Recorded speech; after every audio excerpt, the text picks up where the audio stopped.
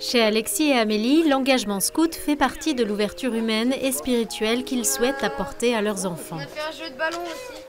Oui, c'est vrai. Ah bah, vous avez joué à quoi avec le ballon? C'est parfois dès l'enfance que la question d'une vocation peut naître. Ah bah dis donc, ça fait du bien. C'est important d'avoir ce lien avec un aumônier qui va faire fructifier la foi chez les enfants, qui va faire grandir l'âme des enfants. Et on a besoin de cette spiritualité et c'est important que les enfants voient ça dès le plus jeune âge. L'occasion aussi pour eux de découvrir la notion d'engagement. Ça leur apprend le sens de l'engagement aussi. Ils sont engagés à être les louveteaux. Ils n'ont pas envie de se lever le matin, mais il faut se lever parce qu'ils sont engagés. On ne les a pas obligés à être louveteaux. Ils voulaient y aller.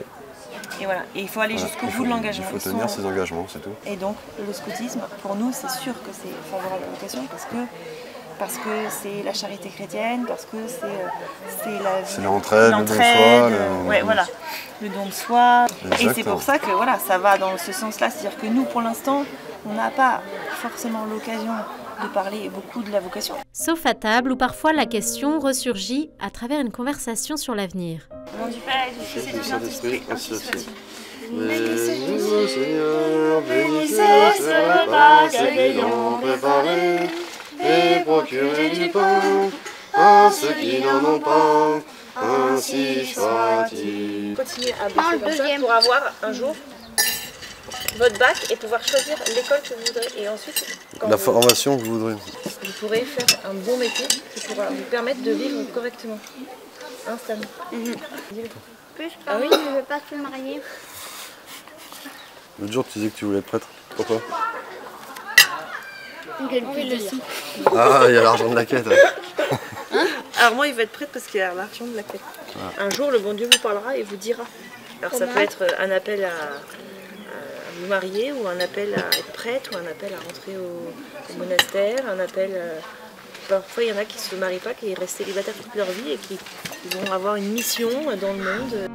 Amélie et Alexis veulent aider leurs enfants à développer leur vie intérieure pour faire leurs propres choix.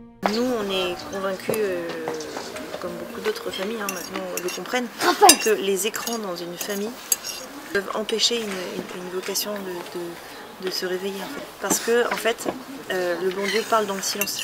Et s'il y a du bruit tout le temps dans son âme ou autour de nous, en fait, on ne peut pas entendre ce que nous dit le bon Dieu, c'est pas possible. Alors quotidiennement, la famille prie pour les vocations. Pour les vocations religieuses et pour tous nos prêtres. On est convaincus que sans vocation, en fait, c'est... On ne peut pas vivre. Ça serait dommage qu'il n'y ait plus de prêtres. Maintenant et à l'heure de la mort. Amen, amen, alléluia. Il ne faut jamais oublier que la vocation, c'est-à-dire l'appel de Dieu, il est toujours personnel. La question, c'est de se dire, mais comment Dieu appelle? C'est une grande question qu'on entend par les enfants du catéchisme, etc. Mais Dieu appelle à partir de ce que l'on est, à partir de là où l'on se trouve. Et donc parler de vocation dans la famille, c'est déjà vivre en chrétien et se dire, mais quelle est, dans notre famille, la place de Dieu? Comment on prie, comment on parle de Dieu, comment on se respecte mutuellement dans le cheminement de foi de chacun des enfants, voire même des parents. Et puis, se dire aussi comment on parle de l'Église. Si à la table de la famille, le dimanche, on passe son temps à cartonner le sermon du curé qui était nul, eh bien évidemment, ça ne peut pas donner envie à un enfant de se dire, bah tiens, moi je me verrais bien prêtre. L'appel de Dieu, il est ratifié par l'Église, mais dans un premier temps, il y a une espèce d'envie. C'est mystérieux, après tout. Pourquoi une jeune fille veut être infirmière? On ne sait pas trop. Pourquoi un garçon veut être astronaute? On n'en sait rien. Et donc, l'appel de Dieu, il passe par là. Mais il est après vérifié, confirmé par l'Église. Et je crois que ce qui est important en famille, c'est de sauvegarder la liberté. Qu'un enfant de 7-8 ans, par exemple Thérèse de Lisieux, elle jouait à dire la messe, elle n'est pas devenue prêtre. Qu'un enfant de 7-8 ans s'identifie à un prêtre qu'il aime, qu'il voit, etc.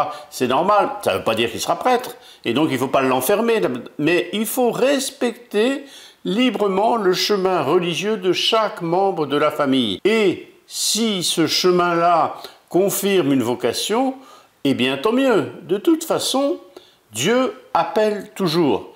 Et la famille est le terreau, mais pas uniquement la famille dans l'Église, la famille dans la société sont le terreau de cet appel, puisque c'est là que vit le jeune.